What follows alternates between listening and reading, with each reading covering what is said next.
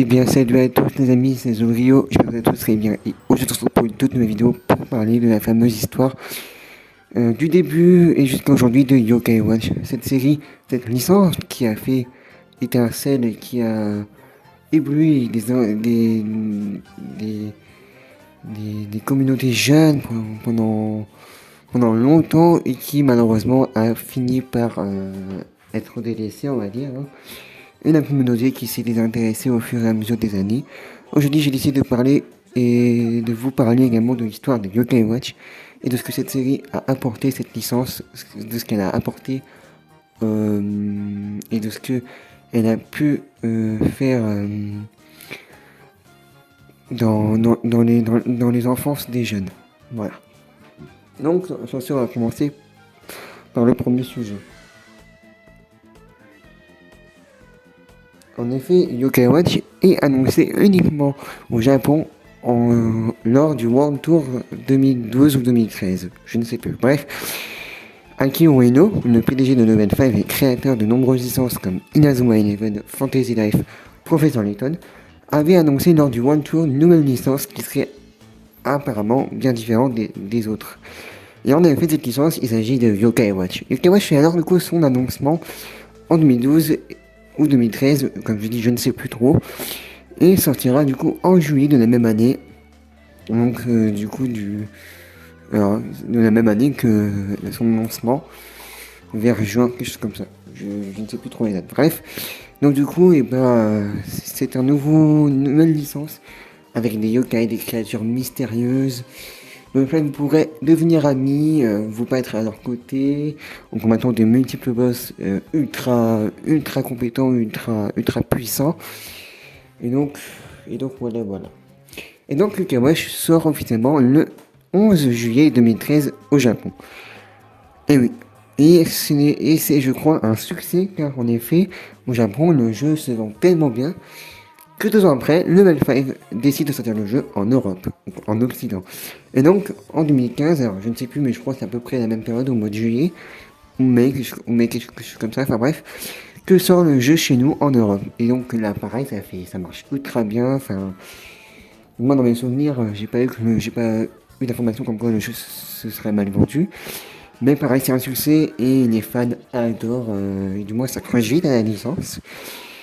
Donc voilà. Et d'ailleurs, je crois que suite au succès du 1, Level 5, donc qui est le studio du développement et de licence Yokai Watch, annonce du coup la sortie d'un nouvel opus en 2017, quelque chose comme ça, et qui du coup arrivera chez nous, avec Yokai Watch 2, Phantom Buffy, Esprit Farceur, et quelques mois après, vers septembre, Spectre Psychique, qui je crois la troisième version qui est la troisième version du coup de Yokai Watch 2, avec du coup pas mal de plus d'exclusivité, genre on peut avoir Crapop Iracnus en fonction de chaque version, on peut avoir Komatsan S, Jimenan S ou Komajiro S pour ceux qui ont Spectre Psychique qui peuvent relier les versions Phantom Buffy et Esprit Farceur à Spectre Psychique.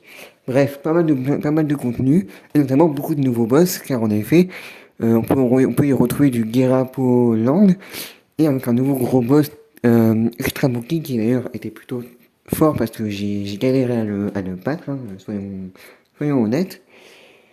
Et donc, du coup, voilà. Et donc, à sa sortie, que ce soit au Japon ou en Europe, le jeu explose, le Game Watch 2 explose, mais vraiment, c'est phénoménal, quoi. Voilà. Donc, voilà. Donc, ça, c'était seulement au Japon, le jeu est sorti en 2015 au Japon, un truc comme ça, je crois. Bah, comme j'ai dit, j'ai pas vraiment forcément les dates en tête, mais voilà. Je le sais à peu près, voilà. Et donc en France, nous, il arrive 2 ans après, donc 2017. Mais entre-temps, celui du coup, bah forcément, à la grosse, à la grande, à la grande, au grand succès de Yukaosh 1 et 2, surtout de Yukaosh 2 au Japon, qui va jusqu'à même dépasser Pokémon, même qu'à un certain moment, on l'appelle The Pokémon Killer. On l'a appelé une fois quand il a explosé les ventes, justement. Mais bon, ça, on va pas trop en reparler, voilà. Mais voilà, donc, à ce moment-là, la licence était vraiment à un niveau stratosphérique, mais à un niveau, genre, les ventes elles explosaient, mais genre, c'était hallucinant, quoi. Et en 2016, il va se passer un truc. 2016, et ben, c'est la sortie de Yokai Watch 3. Yokai Watch 3, au Japon, il y a eu, du coup, 3 versions. Donc, Sushi, Tempura et Sukiyaki en décembre. De la même année, il me semble. Donc, et ben, là, ça va être un peu la descente aux enfers de Yokai Watch. En effet, lors de la sortie de Yokai Watch 3, ça sera du coup la descente aux enfers de la licence K. Celui-ci ne s'est pas très bien vendu. Et donc, c'est le seul opus de la franchise qui ne s'est pas très bien vendu. Alors, je ne connais pas vraiment les réelles causes de pourquoi le jeu ne s'est pas très bien vendu, mais il y a quand même plusieurs théories. Le fait que les yokai soient en forme américaine, enfin, bref, ça a dû déranger les Japonais, qui n'ont pas eu d'habitude depuis les 2 premiers opus. Après, il y a plein de raisons pourquoi le jeu ne s'est pas très bien vendu, mais à ce jour, c'est la seule raison pour laquelle le jeu ne s'est pas bien vendu. Et donc, depuis, on s'est dit, ça serait peut-être la mort de Yokai Watch. Pas vraiment. Donc, et dans ce cas, et depuis que Yokai Watch 2 est sorti, avec du coup ces 3 versions, plus du tout de nouvelles. Jusqu'à 2018. En effet, 2018 sort en septembre, du moins, nous avons des nouvelles concernant la licence en Europe. En effet, Yokai Watch Master sort cette année-là, en septembre, début septembre, il me semble, je crois. Et le jeu ne se vend pas. Il se vend bien, mais je crois qu'il se vend pas de ouf. Mais voilà, ça se vend bien. Enfin, voilà. Donc, voilà. Et donc à ce moment-là, et donc après que Yokai Watch Master soit sorti, et on se disait, qu'est-ce qui va se passer pour Yokai Watch 3? Yokai Watch 3, en fin novembre ou fin octobre, le jeu est annoncé pour décembre. Voilà. Donc, en fait, on a eu deux jeux Yokai Watch dans la même année. On a Yokai Watch Master et Yokai Watch 3. Et malheureusement, depuis, on n'aura quasi plus de nouvelles par rapport à Yokai Watch en Europe. Donc en effet, à ce jour, le dernier jeu Yokai Watch étant sorti, c'est Yokai Watch 4. Le jeu était sorti initialement le 20 juin 2019 sur Nintendo Switch au Japon, devait à ce jour sortir en Occident, mais on ne suppose qu'il ne sortira jamais et que Yokai Watch 4 ce sera finito. Ou alors, s'ils le sortent, on espère une sortie occidentale, une sortie mondiale, quoi. Mais avec la récente nouvelle concernant que le jeu était sorti sur Nintendo Switch en Chine en version dématérialisée et en version boîte, on peut y espérer encore des nouvelles ou des espoirs. Mais ça, c'est pas vraiment sûr à 100%. Donc voilà. Et donc à ce jour, effectivement, nous n'avons aucune nouvelle concernant Yokai Watch en Europe. Mais Akihiro Ino, le PDG de Wi-Fi, travaille actuellement sur un nouveau jeu Yokai Watch. Alors, on ne sait pas si ce sera Yokai Watch 1, on ne sait pas si ce sera Yokai Watch Master. Personne ne le sait pour l'instant, mais ça serait du renouveau pour Yokai Watch et du voilà. On sent que il va y avoir quand même des nouvelles concernant Yokai Watch. Alors maintenant, quand est-ce que ça sera annoncé? Parce qu'il y en a pas qui vont me le dire. Je ne sais pas. En tout cas, il faudra attendre plusieurs mois avant que Ino nous fasse l'annonce officielle pour déjà pour voir ce projet concrétisé. Mais voilà. En tout cas, pour ce qui est de l'Occident, pour l'instant, aucune nouvelle. Donc on verra bien.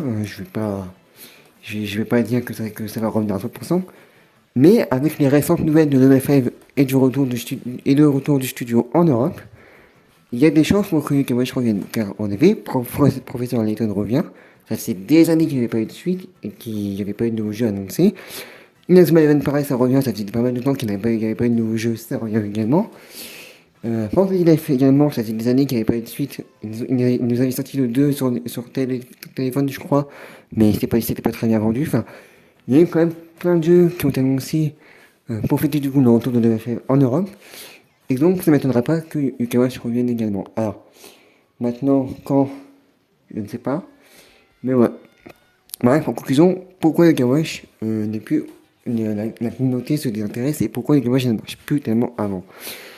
Et bien, il se passe que beaucoup de gens, du coup, se désintéressent, au fur et à mesure du temps, changent, se concentrent sur d'autres projets, ont des baccalauréats à passer, ou du moins, voilà, d'autres projets, une relation, un appartement, enfin, les gens grandissent, et c'est pour ça que, au fur et à mesure, bah, des gens se décrochent et qu'une communauté se désintéresse au fil des années. Mais ça, c'est normal. C'est pas vraiment la faute de Level 5, mais c'est pour toutes les licences. Le public grandit et donc forcément le public s'intéresse à autre chose et passe à autre chose. Et c'est d'ailleurs la théorie la plus probable que j'ai à ce jour et qui, voilà, concrétise cette conclusion de l'histoire même de Yuka Watch. Alors, pour le coup, je ne sais pas si ça en est la cause, pourquoi Yuka Watch ne marche plus tellement aujourd'hui et pourquoi on n'a plus de nouvelles en Europe. Mais pour moi, ça peut être un facteur principal. Bien entendu, je vous recommande les deux chaînes YouTube les plus spécialisées dans Yuka Watch, qui sont très bien connues à ce jour, donc qui est Akram BRZ et Kamendo World, qui font pareil. Alors, Akram, il fait beaucoup de théories, de trucs sur Yuka Watch, et Kamendo, il fait récemment Yuka Watch 2 Randomizer, Randomize, si vous voulez. Donc je vous mettrai peut-être les liens de leur chaîne en description, sinon je les mets à l'écran. Et donc voilà. Et donc c'était tout pour cette histoire. Voilà, je voulais reparler un peu de l'histoire de Yokai Watch, des jeux dernièrement sortis. Donc voilà. Si cette vidéo vous a plu, n'hésitez pas à liker, à commenter puis à vous abonner. Et n'oubliez pas, si vous aimez Yokai Watch, continuez à regarder mes vidéos.